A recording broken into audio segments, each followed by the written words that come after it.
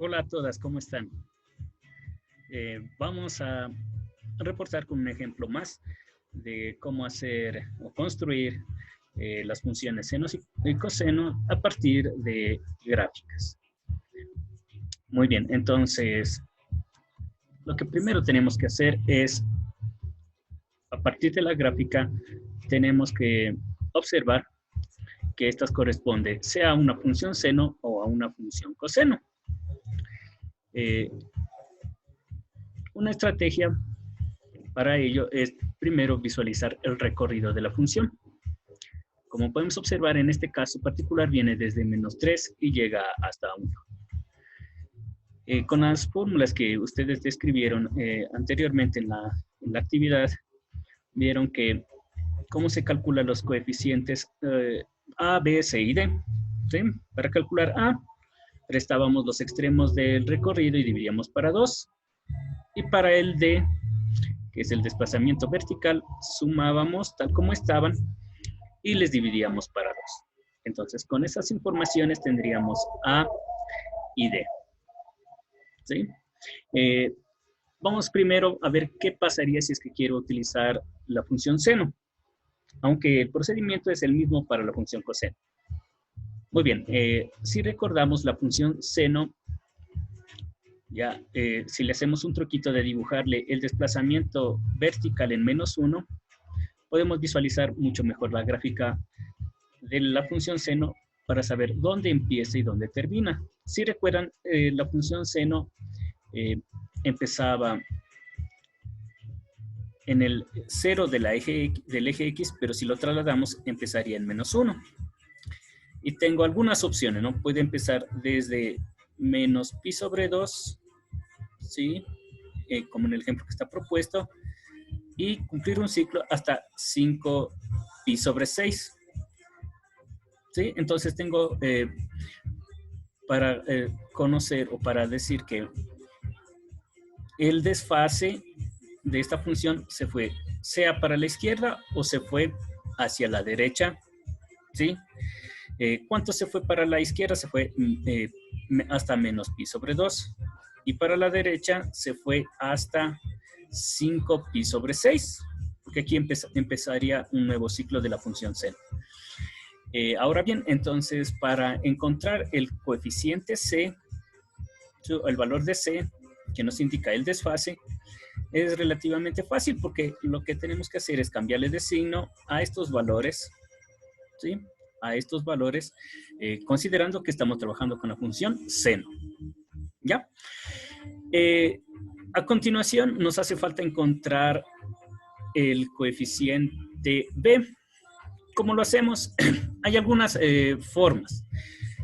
Para encontrar B necesitamos conocer el periodo de la función.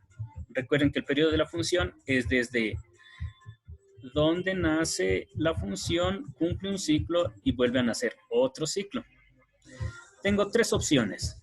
La primera es si es que consideramos que empieza en esta parte y termina en esto. Ustedes vieron que para calcular el periodo simplemente tendríamos que restarle de este valor el de acá. Aunque nosotros también podemos ver, si se cumple un ciclo, también podemos ver la distancia de extremo a extremo, ¿sí? En dos picos consecutivos, ¿sí? O una forma mucho más fácil es ver dónde empezó la función en el 0 de la y, perdón, en el 0 de la x, y ver hasta dónde cumple un ciclo y empieza nuevamente, ¿sí? ¿Se dan cuenta? Bajó, subió, empezó a bajar y nos quedamos en el mismo punto desde donde estaba en el 0. ¿Sí?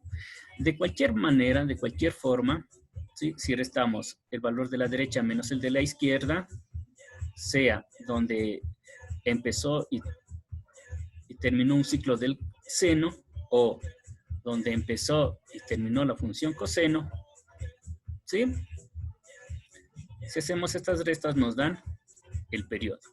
Y para hallar el coeficiente B, la fórmula era de dividir 2pi para ese periodo, que ya lo tenemos Ya sabemos cuáles son las posibilidades. De todos modos, nos van a dar las mismas respuestas. Bueno, aquí una simplificación de trigonometría. Aquí tenemos matemáticamente que pi con pi se simplifica, hacemos extremos y medios y tenemos el coeficiente b. Con esos datos A, B, C y D, lo único que nos queda por hacer es reemplazar.